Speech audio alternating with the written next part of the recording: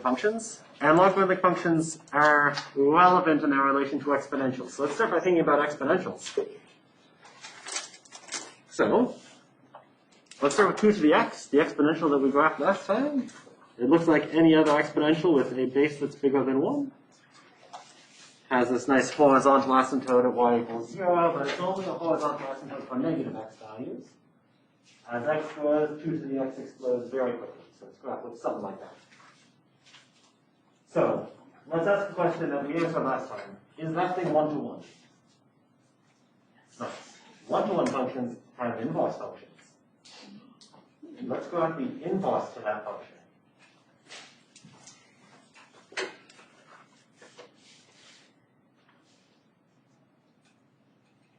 And let's do it by thinking about like what xy coordinates do. So what happens to xy coordinates from going to the graph of a function to its inverse?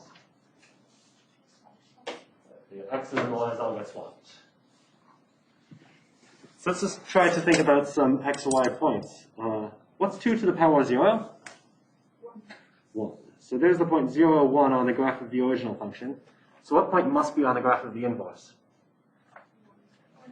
1, 0.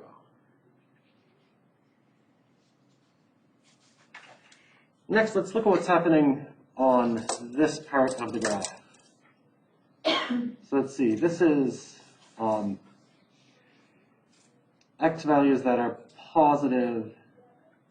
Nope, I'm switching x's and y's already. X values are negative and big by a y value that's positive and small. So if you switch those, you should get x values that are positive and really, really small, so almost 0, and y values that are exploding to negative infinity. So it should do something like this.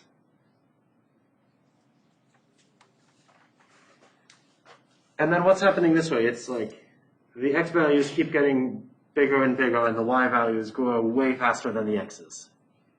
So now the exact opposite will happen. The y values will get bigger, but the x values will get bigger way faster.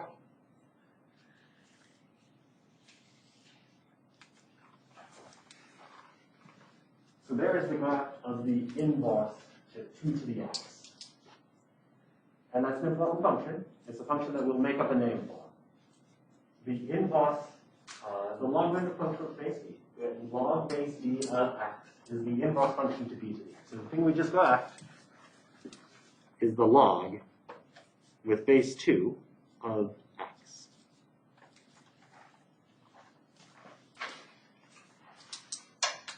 I notice now we're a little bit beyond any realm of thinking purely algebraically.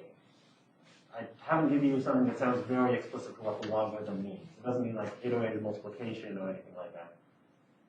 It just means the inverse function to iterated multiplication. So things will wax a little bit abstract, but as long as you remember what log means, you can figure everything out. So let's start by just thinking about what log means. When someone writes 4 equals log base 3 of 81,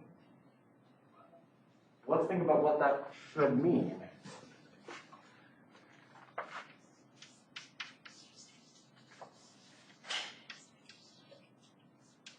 So you think of this. This is like the inverse function.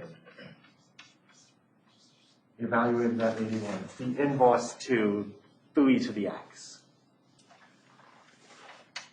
And inverse functions, like they flip x and x's with y's.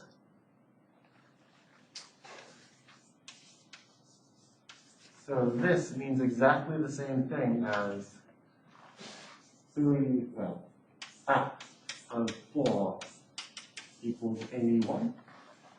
Because that's just what inverse functions do. And now let's just remember what the original function is. Log base 3 is an inverse. It's an inverse to exponentiation with base 3.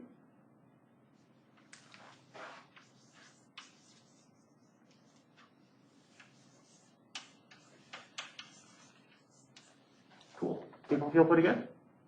So you can translate from an equation in log form to an equation in exponential form. Oh, and maybe we'll just check really quick. Is 3 to the 4 actually 81? Yeah. Cool. So that means that this is also true, because those mean the same thing. So there's one log you know. 4 is the log base 3 of 81. Let's check some more. If someone writes -1 is equal to the log base 7 of 1 over 7, what are they actually saying? They're saying 7 to the power -1 is equal to 1 over 7. And is that actually true? Yeah, cool. So let's do 2 more of these. So there's one. 3 is equal to the log base 5 of 125. Can you translate that into something exponential? Yeah, what's the base of the exponential? 5. Well, maybe I'll do lots of color coding. So this 5 tells you that it should be 5 to a power. What power should I raise that 5 to? 3.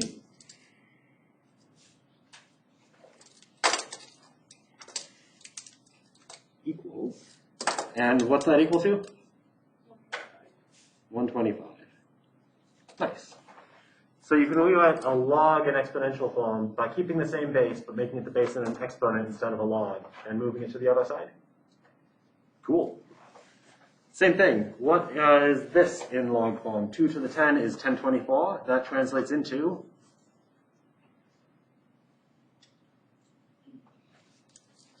10 equals log base 2, 10. Awesome. People feel pretty okay about that? So there's this translation you can do. Instead of expressing something in terms of logs, you can express it in terms of exponentials. Instead of writing something in terms of exponentials, you can rewrite it in terms of logs. And let's do that for some now statements with a variable in them. Pi to the power 3 equals m. If you were to rewrite that in log form, what would you write?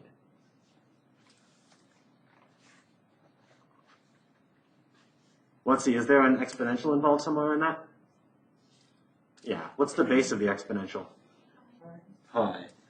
So this will become log base pi of the thing on the opposite side of the equal sign. So log base pi of equals, nice. E to the x equals 9, what will that become? Log of e.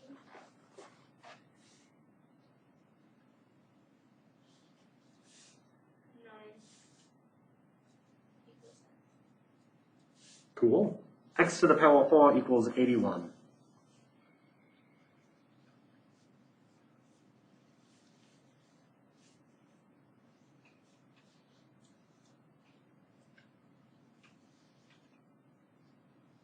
Log x 81 equals 1. Cool. So going down that column, did that seem sensible? And right, there's always the question of can you do something and should you do something. Those are all things we can do. Let's suppose you saw those equations when we're asked to solve them. Let's decide whether or not we should have done. When we change this to that, if we wanted to solve for them, did we make our life better or worse? Worse. We already knew what it was. Better or worse? If we wanted to know what x is. Better. Worse. Sorry, this one was already solved. This one, it solved the equation for us. That's the power of logs. This one looks like it made our life. Well, maybe worse than I was. I didn't have x solved for yet, and I still don't have x solved for. How would you want to solve this for x?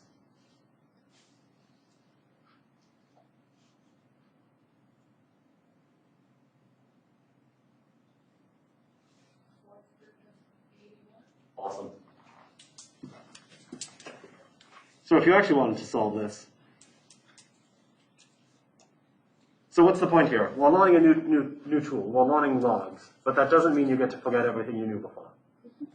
Sometimes the old tool is the better tool, and I guess 4th root of 81 also happens to be 3. Nice. All right, going the other way, translating from log to exponential. How would you rewrite this as an exponential expression? Pi to the n equals 3. Next one. Oh, it says ln, so here's a convention. Just like how I called the exponential with Euler space the natural exponential, this is called the natural logarithm. Of all the logarithms, it's the most natural of them from the point of view of calculus. And so it gets called ln from the French for natural log, but in the opposite order because it's French. Someone who's more familiar with French can, maybe pronounce it correctly. Neat. So if that's log base e of x equals 9, what is that in exponential form? E to the 9 equals x. And the next one?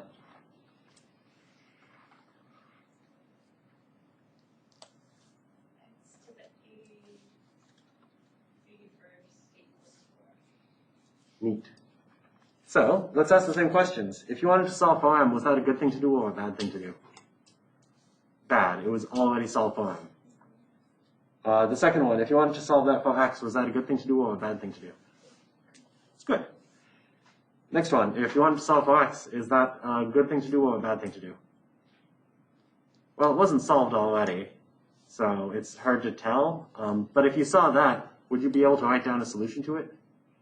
What solution are you thinking of? The 81st root of 4. Sure.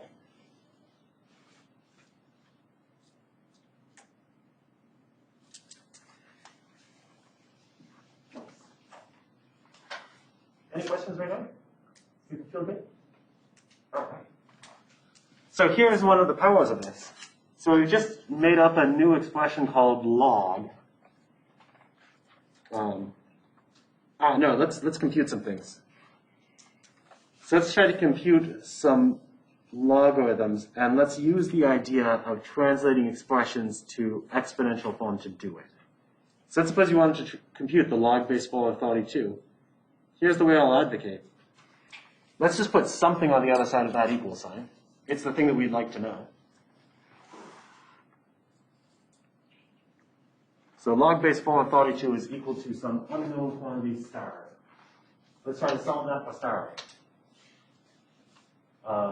I guess it's already solved for star, but let's try to figure out what star actually is. So does that look like something you could rewrite in exponential form? Yeah. What is it in exponential form? 4 to the star equals 32.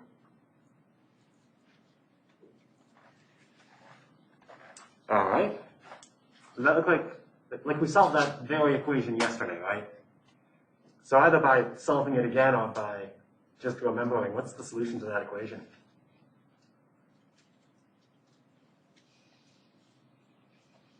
Let's actually just do it. All of those things look like they have a common base. What looks like a common base for that problem? 2. 4 is 2 to the 2. I didn't give myself much space for this. That's 2 to the 2 to the unknown equals, what's 32 as a power of 2?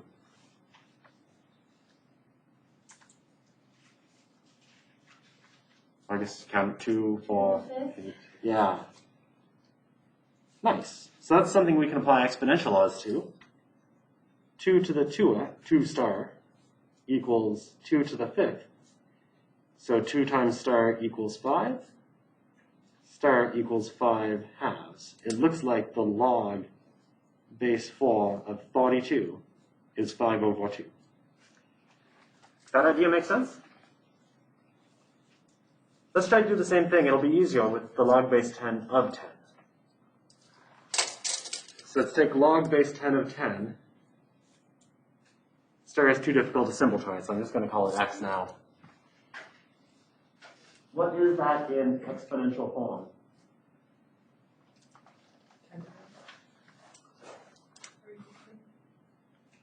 10 to the x equals 10.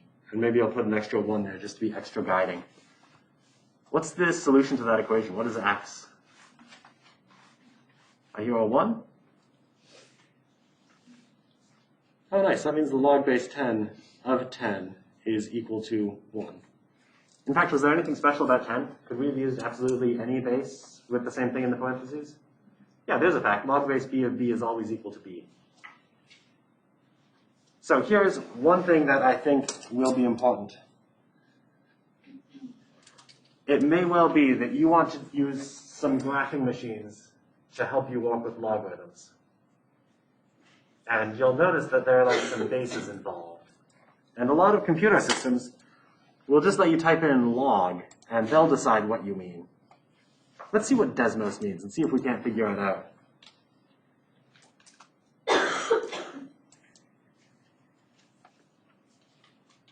Let's have it just compute the log of x. So we've just computed one thing about the log base 10 of x. And that's that it should give an output of 1 for an input of 10.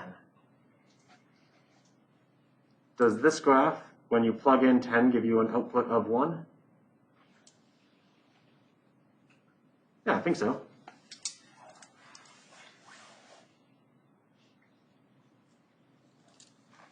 And here's a test you should do on your own time before you do any graphing using a machine to think about logarithms. Figure out how to actually graph logarithms on your machine. If you just ask it to compute log of x, probably it'll mean log base 10. It might think you mean log base e. It might even think you mean log base 2. So figure that out before you do anything using a machine. Figure out what logarithm it's actually going to compute in terms of. Nice. All right, so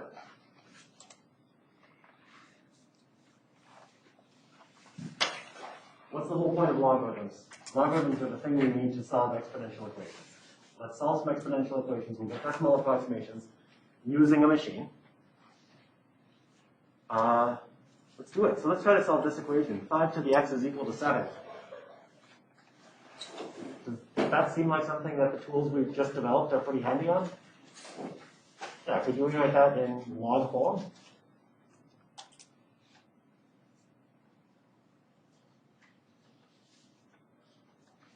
Yeah, what's the base? 5. The base is 5. So it'll be log base 5, the thing on the other side of the equal sign. 7 equals x. Oh, neat. Did we just solve that equation? Do we have x on its own? Yeah, I guess if we wanted to know like how big that number is, we would now resort to a machine. And that's exactly what I'll do.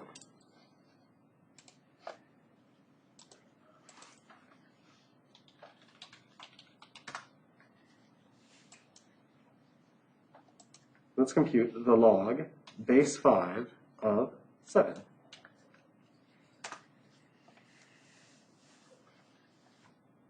And it'll give me lots of things. There's the decimal approximation, somewhere around 1.2.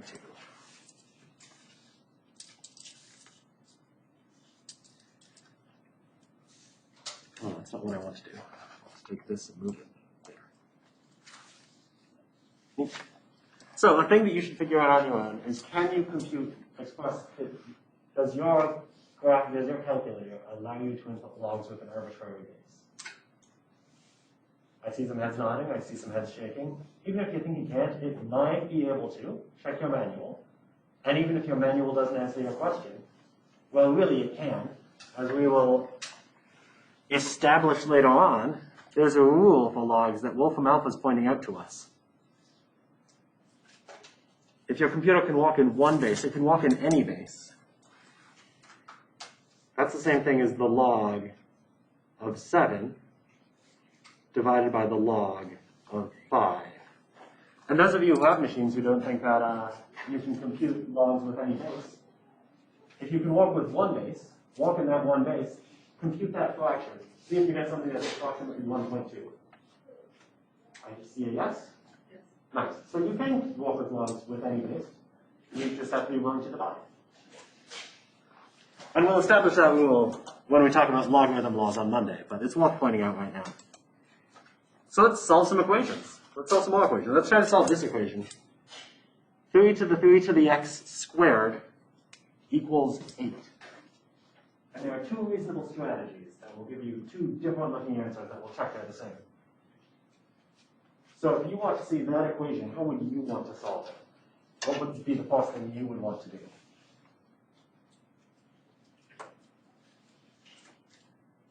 Do log 3x.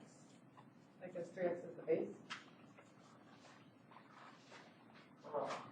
Okay, log base 3x.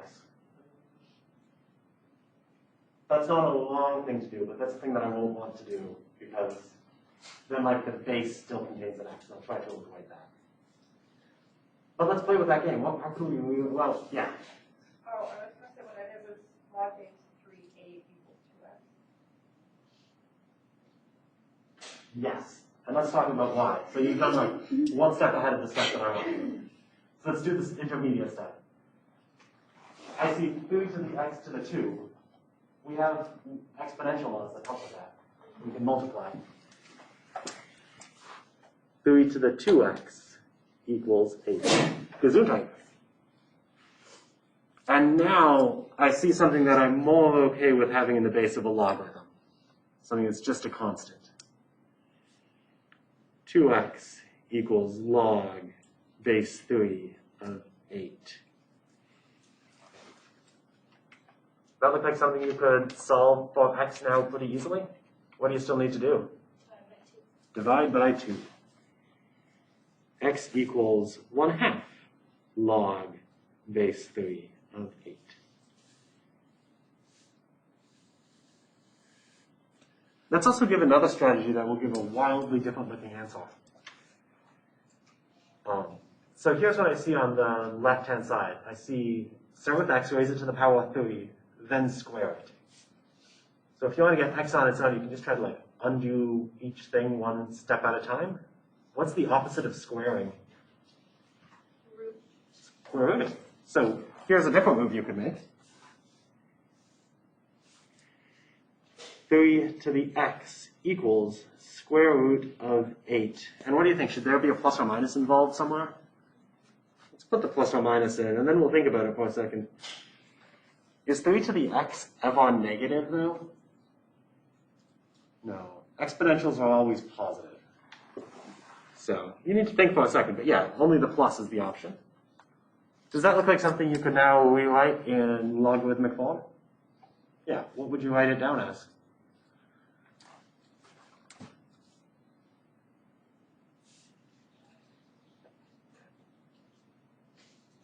So the base is still 3, right?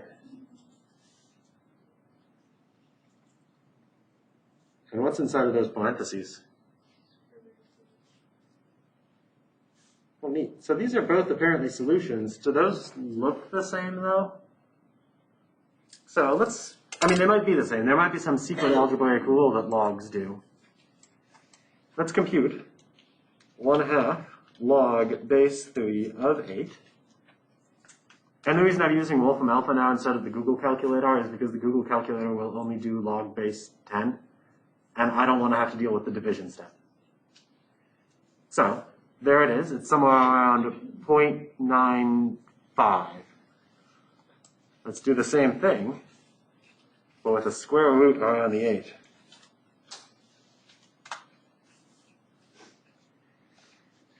That give us the same result? Nice. So they are actually the same. There's some secret logarithm law that this is hinting at. Where I'm saying, well, logarithm law, that's what we're going to do on Monday. We'll prove some algebraic properties that logs satisfy.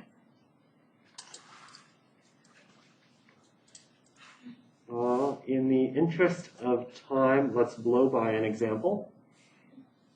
No, I mean, well, maybe not. What do people think? Does that next equation look like an equation that you are able to solve?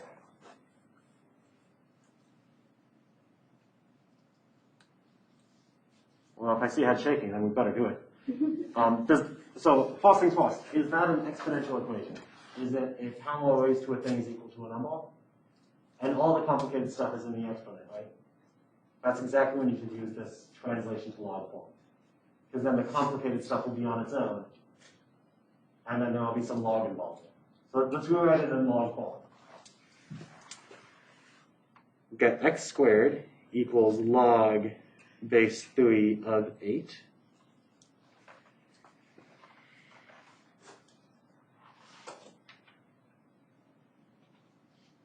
Oh, neat. Does that now look like really easy to write down the solution to? What's the solution to that? Square root.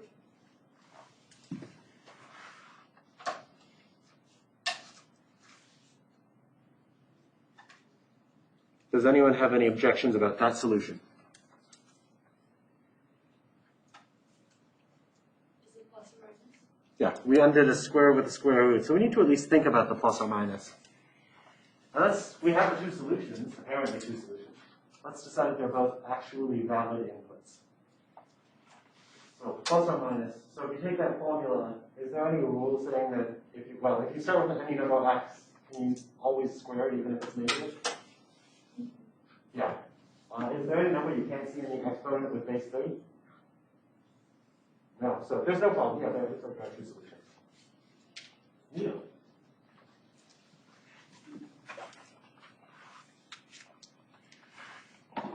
All right, so last time, there was like this silly starting example where I talked about twibbles. So you have some twibbles on a starship. Their population is modeled by 2 to the t, where t is measured in hours. The population doubles every hour, so it should be measured as 2 to the t. The ship you are on, the Enterprise, its support systems, life support systems will be overwhelmed once the population hits 3,000 twibbles. That seems like a lot. You probably got some time to solve that. How long does the crew have to solve that problem? That's like a complicated word problem. So let's just try to extract the math out of it. So bad thing happens once the population is 40,000. So it looks like I want to know, when is the population equal to 40,000? So I want to know, when is the population equal to 40,000. I'm intentionally leaving myself some space to the left because I'm going to write something else to the left. Do I have a formula that gives you the population? Yeah, what is that formula? 2 to the t. Nice. So it looks like I want to know, when is 2 to the t equal to 40,000? Does that look like an equation you can solve? What is the solution to that equation?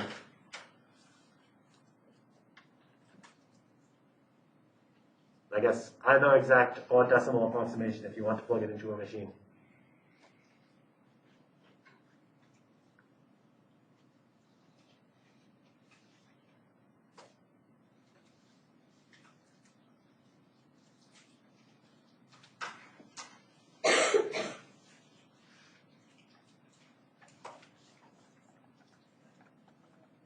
So either an exact or an approximate solution to that is given by, yeah. 30,000 equals 3 or 14.87.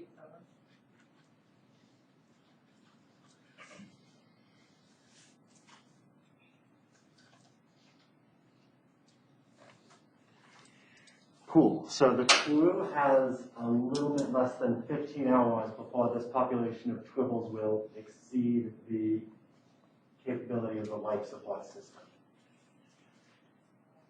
And that seems like less time than you would expect. Right? Or maybe it seems perfectly reasonable. Right? Like 40,000 is a pretty big number. But log of 40,000 isn't that big. So the point is exponentials grow really fast, which means that logarithms grow, but they grow really slowly. Nice. Cool. Now, and maybe just in order to demo it, let's suppose that you didn't want to use Wolfram Alpha or something. You can use the Google calculator for this sort of thing.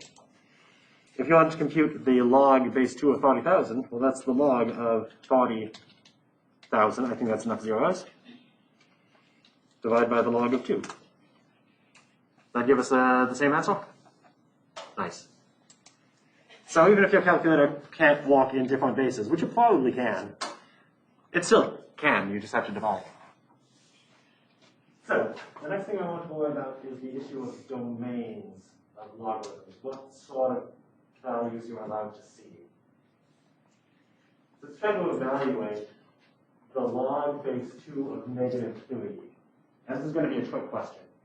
Let's try to figure that out using the same technique we used on the previous page. So I'm going to set this equal to x. then I'll try to massage it around to see if I can like figure out what x has to be. So we'll rewrite it in exponential form. Negative 3 equals 2 to the x. And we just need to know what power of 2 is negative 3. Is 2 to the x ever negative 3? No, why not? Because x can't be negative. X can, but 2 to the x can't. Right? 2 to the x is never negative. No solution.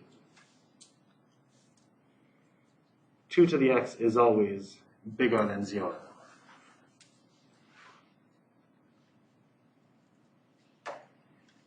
So that means log base 2 of negative 3 does not exist. Negative 3 is not in the domain of log base 2. And in fact, we can make a conclusion. The domain of logarithmic functions are only positive things.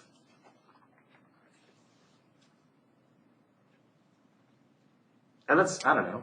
Like you can also read off domain and range from a graph. Does that function have domain equal to just positive numbers? Yeah. Right, and in fact you see it here. It should be the same as the range of this, which is positive numbers. Neat. All right, one last trick question. Let's try to evaluate the log base 1 of 4 using the same strategy.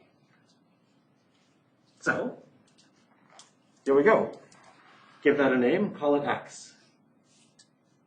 So that means I need 4 to be equal to 1 to the power x. What's wrong with that?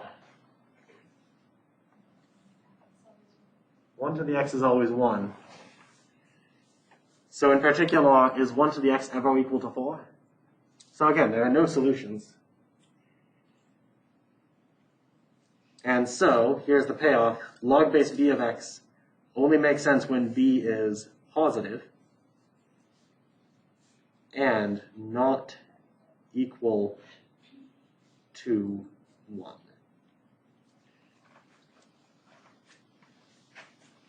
That's the situation when exponentials are 1 to 1. Those are the only things you can involve 1 to 1 functions. Any questions so far? Cool.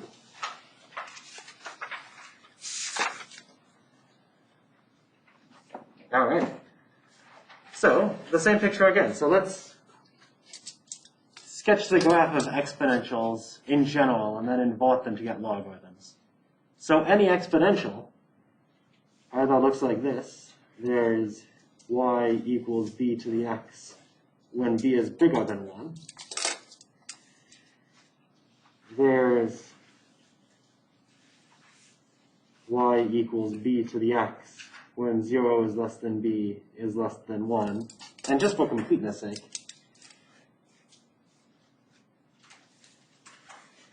there's the graph of y equals 1 to the x. And remember, logs are supposed to be the inverses of these. So let's take those graphs and play this game where either you say I'm going to reflect it across the line y equals x, or you say I'm going to switch the x's with y's and see what sort of pictures we get. So for the purple graph, I see these x values getting very big and very negative. Nope, x values, yeah, getting very big, very negative, and the y values are getting close to 0. Switch that. That means the logarithm, when the x is positive and really close to 0, the y's should be big and negative. So it should have a vertical asymptote. There's this point. All exponentials go through the point 0, 1. So all logarithms will go through the point 1, 0.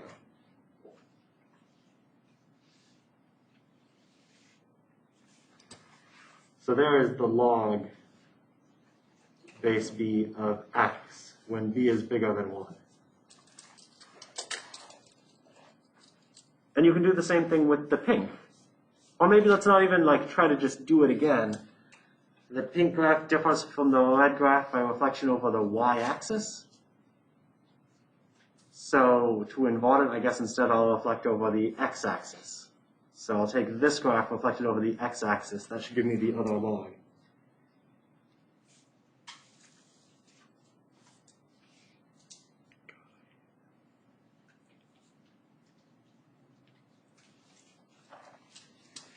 People feel pretty good? And the blue graph, am I allowed to invert that function? No. If I invert it, I'll get a vertical line, which will fail the vertical line test very badly. Nice. So we can write domains. These functions, what are their domains? It's on the previous page too, but we can say it again. 0 to infinity. These functions, what are their ranges? What outputs do you see?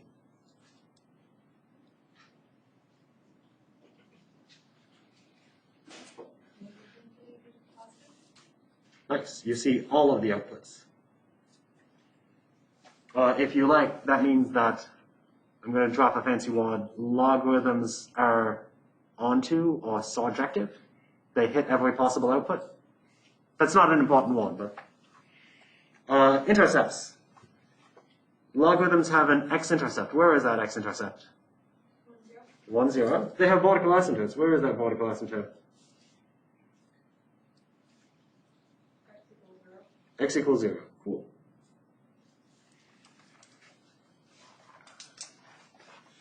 And all logarithms will look roughly like that. They'll obviously not all look the exact same. Let's try to differentiate between them. No, I think a thing more important than that graphing exercise is let's hit some domain exercises. So let's try to compute some domains of functions that involve logs. Let's try to find the domain of this function, log base 2 of 3x minus 4. So we'll read it from the inside out. We'll look at one ingredient at a time. Just 3x. Is there any number that I cannot multiply by 3? You can multiply anything by 3. So there's no issue yet. Is there any number you cannot subtract 4 from? No, that's still nothing. Is there any number you cannot see inside of a log? Negative. And 0 is bad too. So let's try to compute the domain by thinking about that. The thing inside the log, this has to be strictly positive, has to be bigger than 0. So it looks like to compute this domain, I need to solve that inequality. Does that look like an easy inequality to solve? Yeah, this is like even one of the situations where you don't need to force solve the equality. You can just manipulate the inequality directly.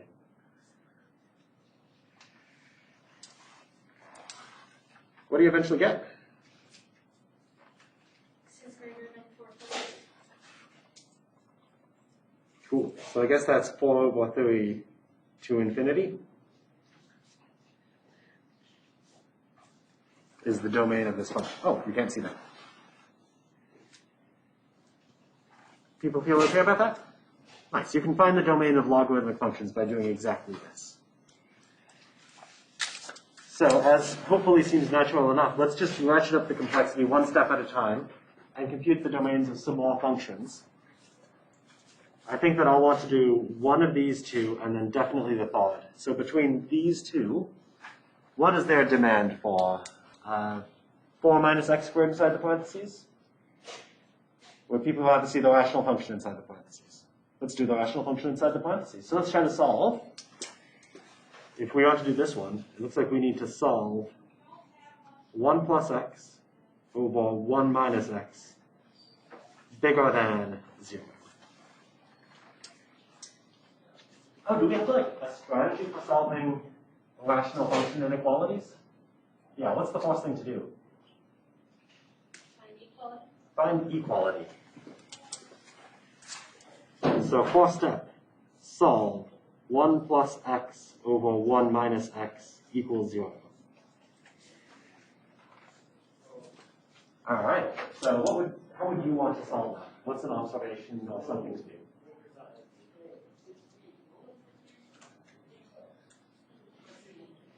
Multiply by 1 minus x. Multiply by 1 minus x, and maybe I'll even multiply by 1 minus x and just notice that 1 minus x times 0 is 0.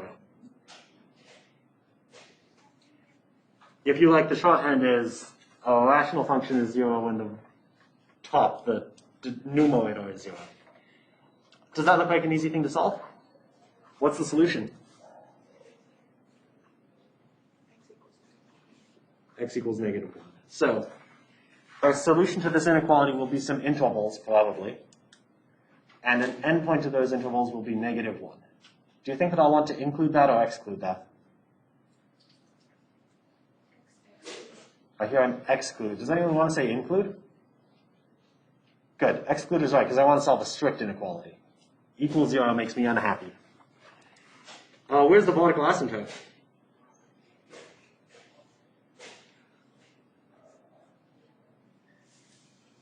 The vertical asymptote to this, I mean, of course.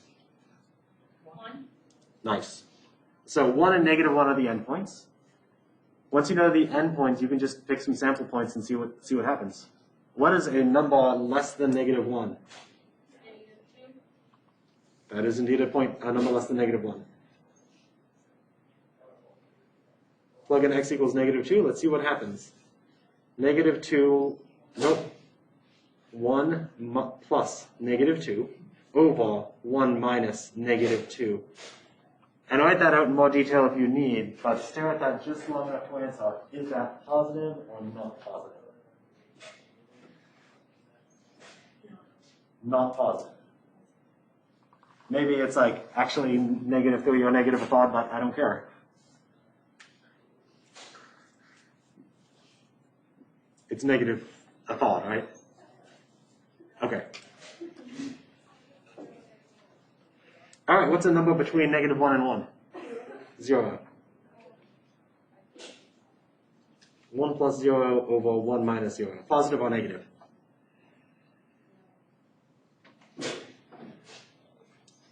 I think it's 1, so positive. And without even checking the next one, let's just see if people have an intuition, then I'll tell you if you're right. X equals 2. Do you think that will walk or will not walk? I see some no's. Yeah, you'll wind up with something negative. So is that enough information to compute the domain? So nothing to the left of -1 can walk.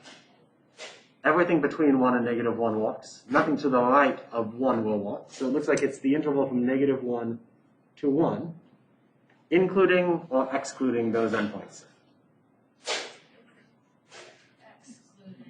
Yeah, so I need to exclude this one because I want strictly bigger than. I need to exclude that one because it results in division by 0. Nice. So let's do this last one involving that absolute value. Let's compute the domain of the log base 1/2 of x. Oh, so maybe I'll ask this. So that was ln, so that's log base e. But did the e actually matter in the problem? No. All of the logs have the same domains. Log base 1/2 of absolute value x. So what inequality do I need to solve?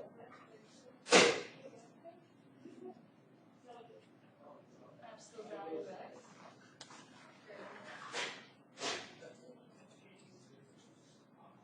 Zero? Yeah, I can see positive things inside of a log. So to compute the domain of a log, just figure out when the thing on the inside is positive. So I guess here, like, I know what the graph of absolute x looks like. So we could use a graph, or we could do algebra. Maybe we'll see what people would prefer. Look at a graph. Do some algebra. All right, well, I think it was 2 for 2, so maybe we'll do both. What does the graph of absolute x look like? That's like a hard question to give a good answer to, because where there's the point 0, 0, and that is drawn really poorly. So let's just look at this graph, or the graph that actually looks better that you have in your head. If I plug in negative x values, is absolute a value of a negative number positive or negative? Positive. And in practical, well, not 0 either. If I plug in x equals 0, do I get a positive output? Careful. Is 0 positive? No, it's negative. So should I include 0 or exclude? What about anything bigger than 0? Should I include or exclude? So by looking at the graph, it looks like it's everything except for 0.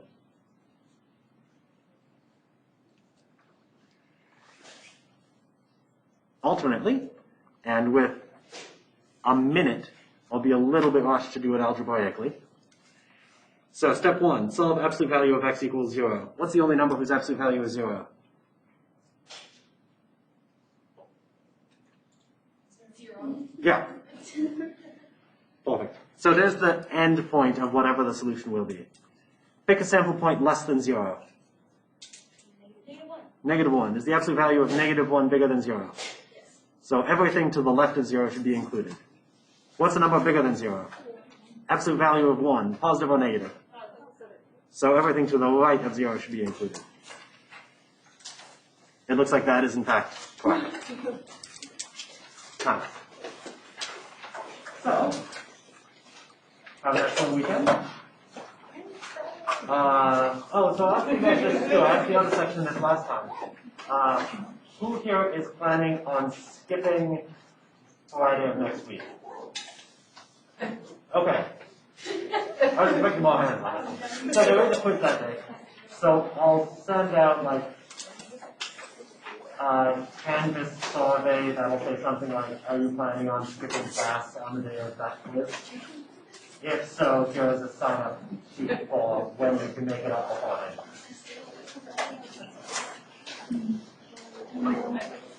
So, do you want me to substitute that?